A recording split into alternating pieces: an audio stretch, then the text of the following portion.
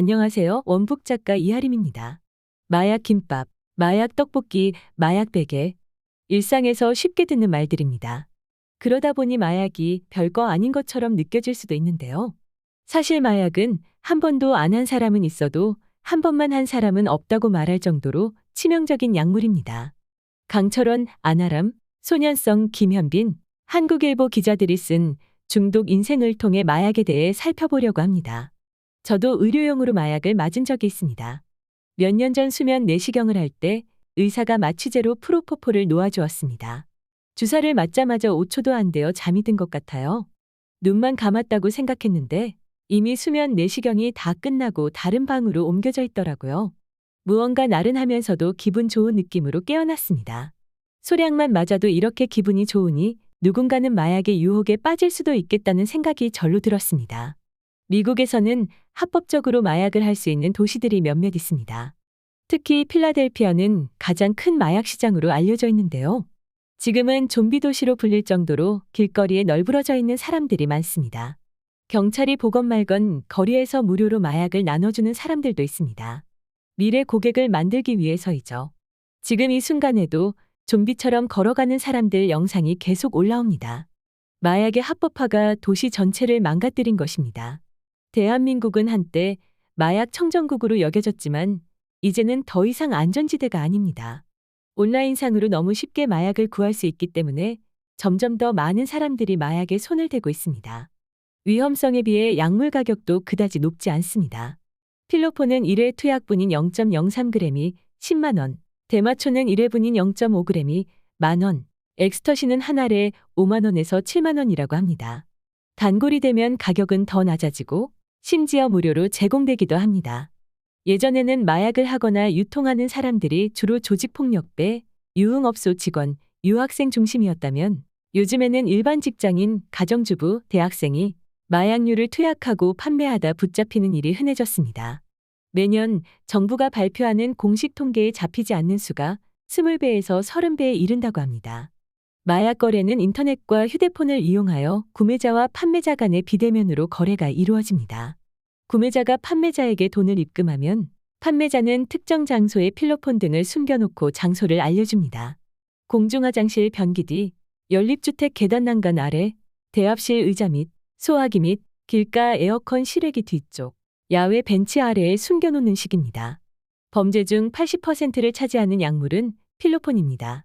필로폰을 투약하면 시각, 촉각, 청각 등 인체의 모든 감각이 평소와 달리 수십 배 이상 예민해집니다. 일시적으로 피로가 회복되고 의욕이 충만해집니다. 하지만 필로폰 투약 후 현실을 분간하지 못하는 환각 현상이 일어나 범죄를 저지르는 경우가 많다고 합니다. 필로폰뿐만 아니라 모든 마약류는 정신적 변화를 일으킵니다. 투약이 늘어날수록 환청이 들리고 피해망상, 관계망상이 생깁니다. 잠이 안 오고 입맛이 떨어지게 됩니다. 많은 사람들이 술이나 담배처럼 마약도 자기 의지만 있으면 끊을 수 있을 거라고 생각합니다. 하지만 마약을 접한 사람들은 초기에는 자신이 중독되었다는 사실을 깨닫지 못합니다. 마약을 투약하면 뇌에서 기분을 좋게 하는 도파민이 과다 분비됩니다. 일반인이 일상에서 즐거움을 느낄 때 나오는 도파민 양이 300이라면 마약류는 이것을 단번에 1000으로 늘려놓습니다. 평소 300에서 행복감을 느끼던 몸은 몇 배나 늘어난 갑작스러운 자극에 짜릿한 쾌감을 맛봅니다. 뇌에서 도파민이 한순간 급격히 쏟아져 나오기 때문에 도파민을 생성하는 체계가 파괴되어 버립니다. 처음 마약을 해서 도파민이 1000이 나와버리면 투약자는 다음번에도 그만큼을 기대합니다.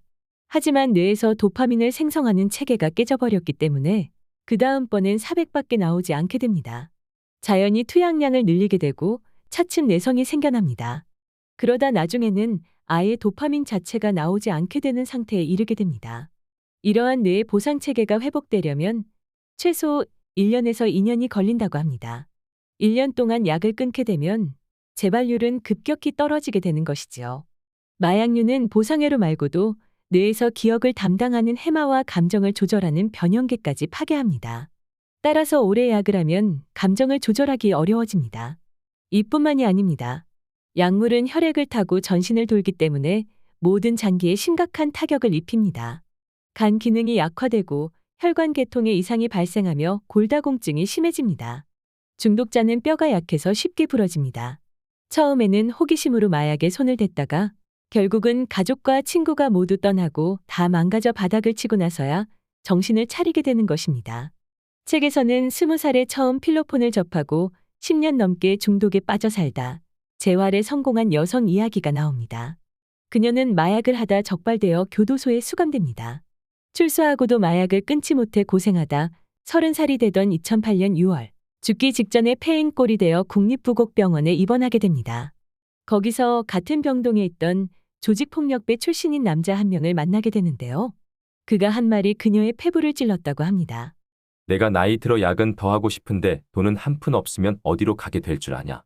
결국 사창가다. 아니면 섬 같은 데 팔려가든가. 그녀는 그 순간 이번에는 정말로 약을 끊겠다고 다짐합니다. 그리고 퇴원 후 자신이 마약 정보를 받을 수 없도록 핸드폰 번호를 바꾸고 집중할 대상을 찾아 나섭니다. 업체에서 휴대폰 부품을 받아와 집에서 조립하는 월 40만 원짜리 아르바이트를 시작합니다. 나중에는 작은 회사에 취직하고 사회복지사 자격증을 따고 현재는 중독치료기관의 상담사로 일하고 있습니다. 마약 중독자들은 대부분 교정시설을 나와도 마음만 먹으면 언제든 마약을 구할 수 있습니다. 따라서 마약류를 처음 접한 나이는 20대가 가장 많지만 40대가 되면 전과 3범이 되어 있을 정도로 마약은 중독성이 강합니다. 현재 한국은 투약과 투옥을 되풀이하는 처벌 위주의 시스템입니다. 감옥에 갔다 나오면 가족과 인간관계는 이미 단절되어 있기에 무기력감에 빠지게 되고 결국 다시 마약에 손을 대게 됩니다. 따라서 사법 처리 과정에서 중독 치료와 함께 재활 출구를 열어줘야 악순환이 끊어질 수 있습니다. 한국은 마약 치료에 소극적입니다. 마약 중독자는 치료를 받고 싶어도 병원에서 거부하는 경우가 많습니다. 마약을 질병으로 인식하고 기존 관계들과 격리된 곳에서 적극적으로 중독 치료를 지원해야 합니다. 마약을 하는 이들이 우리의 이웃일 수도 있습니다. 책에서 중독자 한 명은 이렇게 말합니다. 마약하는 이들이 늘 하는 말이 있어. 히로뽕의 끝은 자살이라고 해. 또 이런 말도 있어. 마약은 하나님이 주시는 가장 큰 형벌이라고. 히로뽕을 한번 꽂으면 그 순간 머리에 딱 그냥 각인되는 거야. 끊는 사람이 있을 것 같아. 10년간 안 했어도 히로뽕이라는 말만 들으면 똥 마렵고 몸이 먼저 반응해. 끊었다는 사람들 앞에 주사기 갖다 놓으면 무슨 일이 벌어질 것 같아. 미친 듯이 벌벌 떨면서 바로 주사기를 꽂을 거야. 끊을 수가 없어. 이건 절대로 끊는다는 말을 할 수가 없는 거야. 기다려줘야 해. 10년이고 20년이고 기다려줘야 해. 이건 평생이야. 절대 끝나지 않는 전쟁 같은 거야. 아주 지독한 저주고 이 땅에서 받을 수 있는 최고의 저주지. 마약은 우리에게 지금의 괴로움을 잊을 수 있다고 유혹합니다. 중독되면 삶이 피폐해지는 것도 알고 인생이 비참해지는 것도 알면서도 지금 당장의 괴로움을 잊기 위해 마약에 손을 뻗칩니다. 하지만 단 한 번의 마약 복용이 뇌의 보상체계를 망가뜨립니다. 단 한 번의 마약 복용이 남은 인생 전체를 망칩니다. 단 한 번의 마약 복용이 가족 모두를 구렁텅이로 빠뜨립니다. 오늘 한 권의 책은 중독 인생이었습니다. 감사합니다.